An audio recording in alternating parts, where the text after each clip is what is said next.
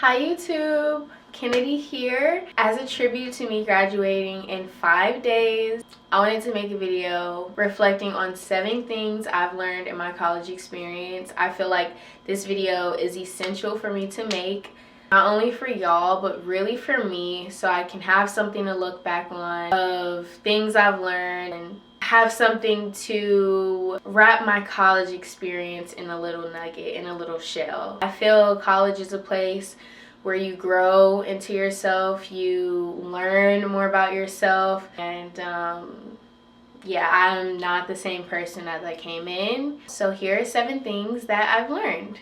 Thing number 1 is relationships come and go. If that is one thing, like, that's it. Because it's funny, when I was leaving in college, my grandma told me this is one of the main things that would happen. Like, as you get closer to yourself, I feel like automatically you start to attract people in your life who are more like you, and you grow away from people who are not. It's really that simple. And it might be hard because those people might be people you came in with, or even people you've been friends with before college, and you think that's just gonna last you your whole time, but it turns out y'all grew apart, and there's a reason for that. People grow their separate ways. You're on 2 different paths that they just don't align, and that's fine. And it is uncomfortable. There might be some hard feelings there, you know, some confusion there, like, why is this happening? I thought this person was going to be in my life. But no, sometimes you have to let go of old people to welcome new people that God has for you, and can help you grow closer to yourself and teach you things, and, you know, to lean on and help you grow as a person. But only time will tell. Yeah. Thing number 2 is take time to yourself. This is more of a latter thing. Like, this is something that happens later on in the college journey. At least it did for me. I feel like when I first got here, I was very open. I was very, like, you know, just ready to, like, seize the world, seize the college world. And I didn't have so much time to myself. I didn't have much of a routine. I spent a lot of time socially, going out. Not saying that I was a party type, because I didn't go to that many parties, but, like, I spent a lot of time with other people, such as a friend I had when I first got here, or friends I met along the way, and we would just go out and do things or study together, which we weren't really studying. We were just kikiing and ahhing.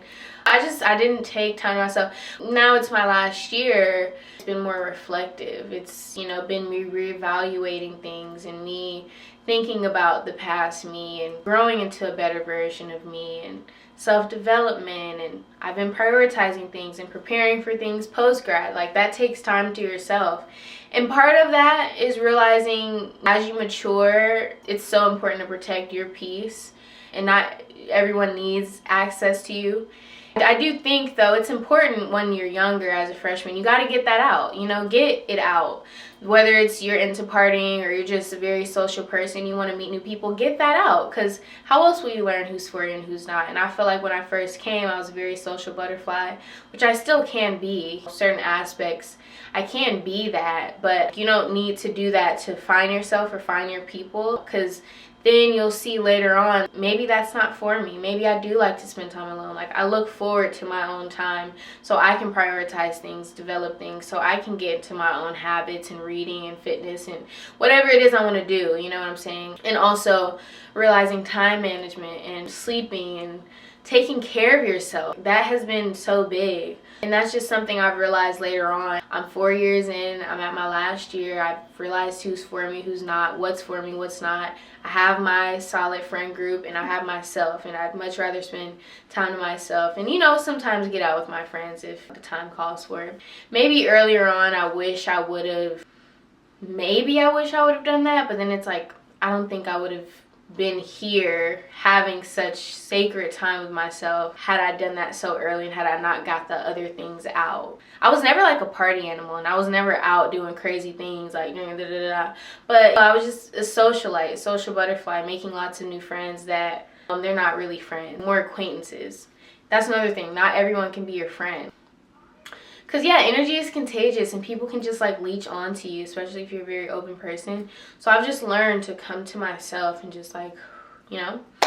Thing number 3 is learn money habits, or learn, like, good money habits and financial responsibility.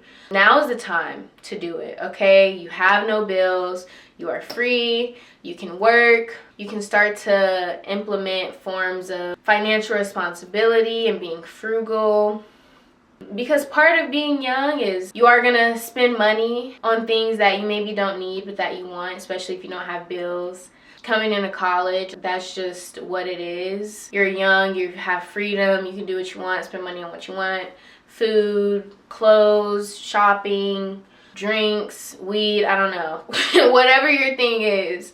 But as you grow into the college journey, or at least as I have, I realized the importance of financial responsibility and how to use the freedom that we have here to build those habits, so that when we get out of here, when we do have things like bills and groceries and necessities, we can learn how to provide ourselves those things in a very responsible way and still have money left over to maybe get what it is we want, or those miscellaneous things. Part of being young is you have to be a bit like dumb. It even says that in the Bible, in order to be wise, you must want to be a fool. And part of that, I think financially, I feel like I wasn't the most responsible with my money to start freshman and sophomore year. But as I started to realize that, okay, I do have freedom and I can work and I can build habits and learn budgeting and stuff while I have this freedom, it would only prepare me more in the future for when I do have bills and maybe less freedom with my money, which the goal is that I'll always have freedom with my money. But even the most rich people, most wealthy people are smart with their money. They're not just blowing it off. So after a certain point, you have to realize, how can I teach myself these things? Set aside money here for this. Start grocery shopping. Set aside money this week for grocery shopping. Set aside if you have a credit card bill. Set aside money for that. Then how much do I have left? Okay, I have this much. I'm gonna save some for myself to shop for myself, get my beauty needs, get some clothes, new shoes, and the rest go into a saving account. Or, you know, whatever it is, like, start to think about those things. Not saying that never spend money again, especially if you don't have bills, but just start to think about those things and start to be smart about it. Thing number 4 is try new things now. Whatever it is you want to do, now is the time to do it. Whether it's content, fitness, you want to increase your faith, read your word more, do it now. Get clear on it now so that you can use your freedom and the resources you have, your friends, while you still have support from your family, while, you know, people, because when you're in college, people understand you're still becoming you, you're still on the come up. A lot of people don't expect you to have it all figured out. So now is the time to make mistakes. Now is the time to do things. They even asked, when Virgil was alive, he was the artistic director of Louis Vuitton, but when he was still alive, someone asked him, what is some advice you have for starting getting into fashion? This, I take it as general advice, but they were asking him specifically for fashion, how he started, his designs and things. And he was like, I started in college. You have the time, you have the energy, depending on your schedule with studies and homework and stuff. But for the most part, you have the freedom and the time and the resources. So for example, for me, starting fitness, I've always lived on campus, and now I'm in an apartment style dorm, like with the gym right next to us, like a huge gym facility. I use that to my advantage. Why not use the time I have now? And it's free. Technically my tuition is paying for it, but it's free, okay? Why not go into the gym every day as much as I can? Make use of it now, so when I get out of college, it's a part of my routine. And even if I have to pay for a membership, at least I have a routine. At least I'm comfortable. At least I look good. Like, yeah, like, get into it. Or that's whatever you want to do. Content. I started creating content in college because I just had the freedom. I had things in my day-to-day life going on. I still have, and the hope is that I will always have something in my day-to-day life to film content about or look forward to in my day. But why not do it now? A lot of people's biggest regret is like, I wish I would have started something like this in college. I wish I would have started my cooking career in college, or I wish I would have started making new habits in college. Whatever it is you want to do, you want to paint, you want to make music, you have so many people and resources here to support you, and so many facilities and things on a college campus. And just being a college student, that comes with perks. You have discounts. Like, you know, just make use of all that. Thing number 5 is stay connected to your roots. Like, I wish I would have known this a bit sooner.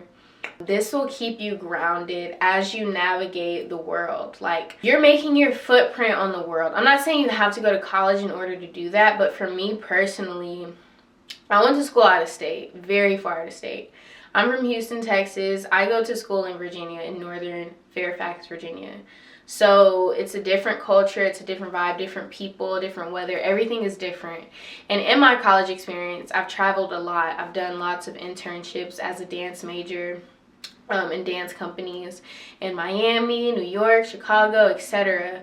And I've met a lot of people. I've seen a lot of the world.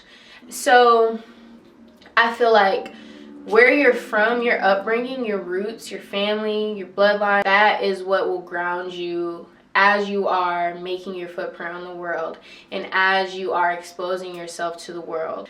I said I wish I would have known this sooner, because as a freshman, I was in such a rush to like get out of Texas. Like, I didn't want anything to do with Houston anymore, because I was born and raised there. Like, it's big, but it becomes so small after a while that I was just ready. Like, yes, get me to Virginia, new people, new everything.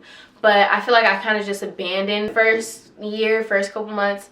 Like, I just abandoned everything that I knew about Houston, about family and friends. I just wanted to start fresh. But I don't recommend that, because I feel like I lost sight a little bit of who I am and my culture and my roots. Nothing crazy, because people still knew I was from Houston.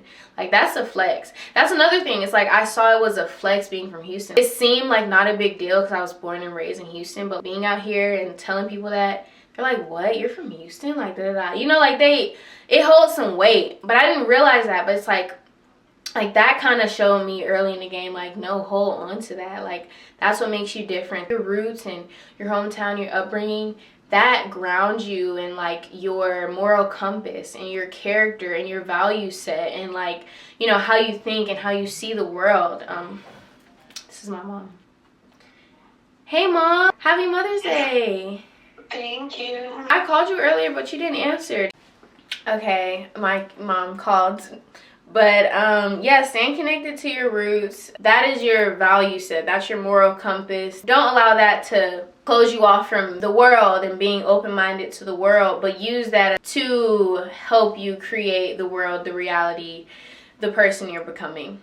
So thing number 6 is to expect/be prepared to change. Okay, like, but obviously you can't rush the process. This happens naturally, but this is my favorite point of it all, because I've changed so much. I feel so much wiser. I feel more well-rounded as a person. I'm more self-aware. I have more understanding. I see the principle in things. I'm less naive. I've learned so much about how people come and go, how things come and go, how to carry yourself in certain rooms, how to make connections with people, trying new things, all of this stuff. And this is my favorite point, because when I think about my trajectory, my whole life trajectory, but even in college only, God has been there. And I feel like the things I've gone through, the good, the bad, the trials, the ups, the downs, the ugly, the pretty, it's like God has put me here for a reason. I've been through this for a reason, to propel me forward past college. Like, I know that this is not the prime, this is not it for me. It's like this was literally the prerequisite to what is to come. And it still was such a beautiful, lovely, fruitful experience. But like, he was pruning me here. He was molding me here. He's weeding out the good from the bad here. He was like doing some serious work, some surgery over here, that this ain't even it, you know? So it's like, even though I've been through all this and I've had such profound experiences and seen the lowest of myself, seen very high parts of myself, the fact that this is only the beginning is crazy. And I know that there's so much greater that's coming. But great has already come, and I love that. All the things I went to, the trials through, like losing my best friend, body image, growing apart from certain relationships, back home, you know, growing apart from people that I've known my whole life, and making an identity for myself, losing my identity, finding it again, finding Christ, coming closer to God, building my fitness journey, content. This all happened here at this particular point in my life. And had I not been through everything I went through, none of this would have happened. I wouldn't be who I am today to tell about it. So yes, like, be prepared to change, expect it. You don't want to leave the same person you came in as. Like, if you haven't changed, if things feel the same, you need to reevaluate, okay? Change is normal, change is good. It is uncomfortable, but you grow in the uncomfortable. You learn in the uncomfortable. And one of the biggest things, too, that I've learned is, like, at my lowest moments, I found my highest self. In my most painful times, I've grown to know what joy means in that. In the darkness, I found the light.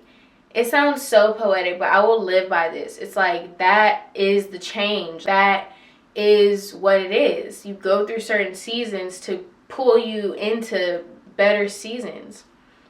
I've loved that. I've loved that so much. You guys, I've changed so much. I literally used to smoke weed. I smoked weed before I got to college. It's a long story. Maybe I'll unpack that. But like, I literally used to smoke weed. My freshman year, I was so unproductive because of it.